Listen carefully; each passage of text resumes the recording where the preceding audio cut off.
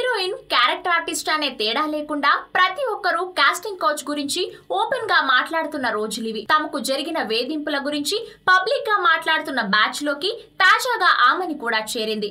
ఒకప్పుడు top heroine గా టాలీవుడ్ లో కొనసాగిన ఆమని కెరీర్ ప్రారంభంలో తనకు ఎదురైన కాస్టింగ్ కౌచ్ అనుభవాల్ని చెప్పుకొచ్చింది. ప్రస్తుతం క్యారెక్టర్ ఆర్టిస్ట్ గా సెకండ్ ఇన్నింగ్స్ ప్రారంభించిన ఆమని చాలా సందర్భాల్లో కాస్టింగ్ కౌచ్ అనుభవాల గురించి తను తప్పించుకున్నానని, దానికి ఓ ప్రత్యేకమైన కారణం కూడా ఉందని చెప్పింది. నాకు కెరియర్ స్టార్టింగ్ నుంచి ఓ సమస్య ఉండేది. ఫోటోలో నేను చాలా బాగుంటాను, బయట మాత్రం బాగోను. ఫోటోలో నన్ను చూసి చాలా బాగుందనేవారు.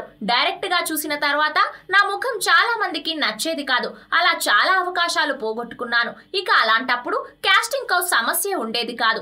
అయితే ఈ మధ్య ఆ కాస్టింగ్ కౌచ్ మన టాలీవుడ్ లోనే ఉన్నట్టు అసత్య ప్రచారం చేస్తున్నారంటూ ఇండైరెక్ట్ గా శ్రీరెడ్డికి గట్టి కౌంటర్ ఇచ్చింది ఆమని.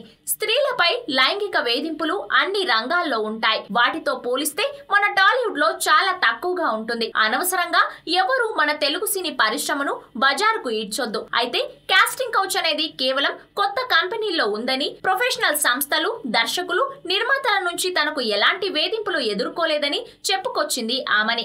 కేవలం టాలీవుడ్ నుంచే కాకుండా కోలీవుడ్ నుంచి కూడా తను కాస్టింగ్ కౌచ్ సమస్యలు ఎదుర్కొన్నానని చెప్పుకొచ్చింది. Hi, this is Isha Reba. Please subscribe to Yo-Yo TV channel.